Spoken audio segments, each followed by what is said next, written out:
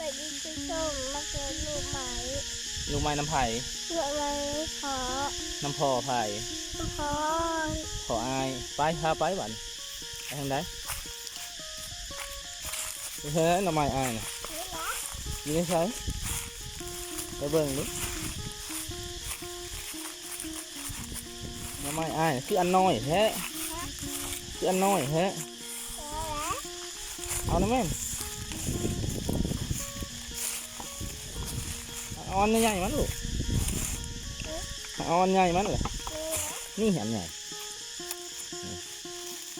เอาแต่กระตามันไปหรอกไปก่อนเอาไปทางเลยอีกนี่หน่อไม้นี่หน่อไม้ฮะทำไมเงี้ยวะที่แล้ว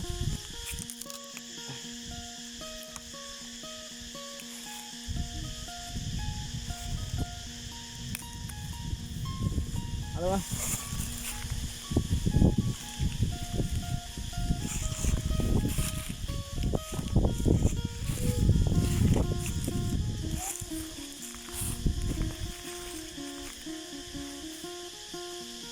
พี่มาเอาตัวมันใหญ่พี่ลูกเอาไว้มาเอาตัวมันใหญ่พี่ไว้ยูพี่เอาไว้บ่เอาตัวมันน้อยนะมันน้อยพี่มาเอาพี่นี่เห็นบ่นี่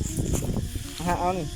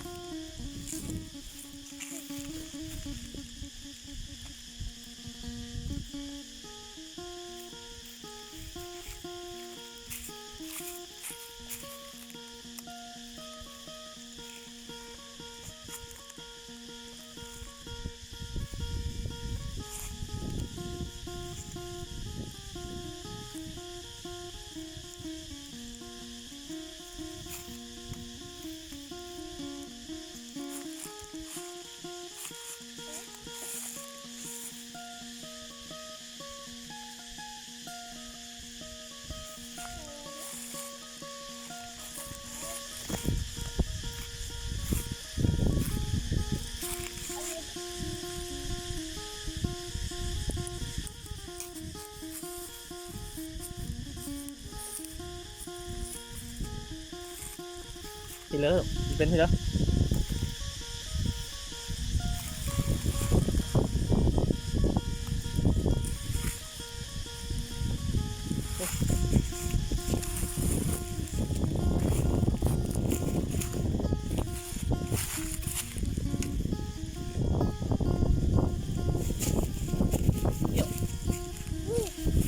อันนี้บ่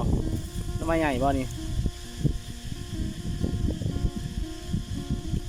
ทางนั้นไหม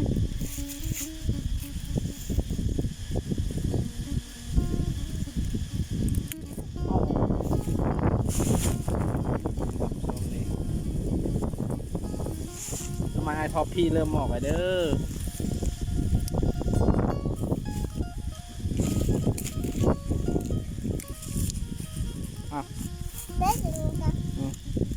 อันน้อยบ่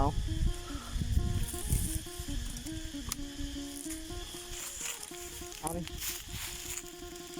ใหญ่ใหญ่แล้วเฮ้ย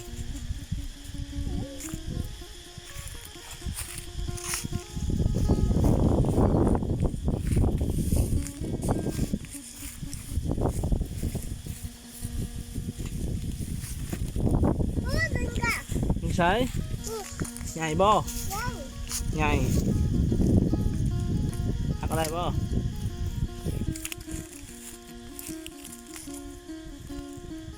ใส่มาให้ท่านผู้ชมเบิ่งดูอ๋อใหญ่อย่างนี้อันนี้ไม่ใช่ในกระตานะเบิ่งลายบ่มาเบิ่งดู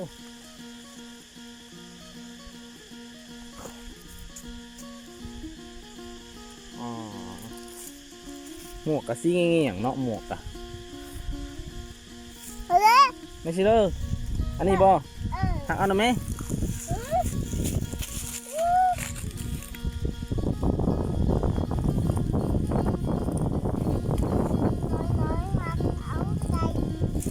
บ่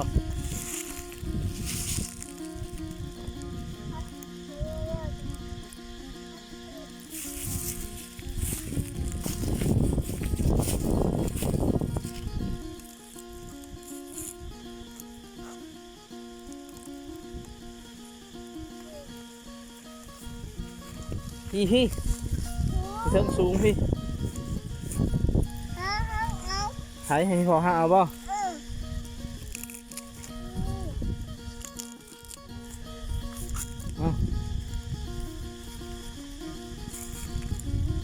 ได้สิพอแกงเลยบ่มาพี่มาพี่มาทางนี้นี่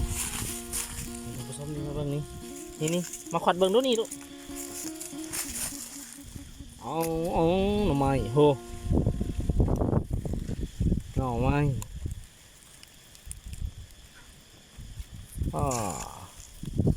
ให้เติบเนาะเอาไว้ก่อนเนาะมันใหญ่จังมาเอาเนาะเอาไว้ก่อนครับผู้ชมพี่มาหาเบิ่งอีกทีข้างนี้มื้อนี้เอาแหนงมันซะก่อนมื้อนี้มาหาเอาแหนงมันนี่ลูกนี่นะครับเอ้ยหักเอานี่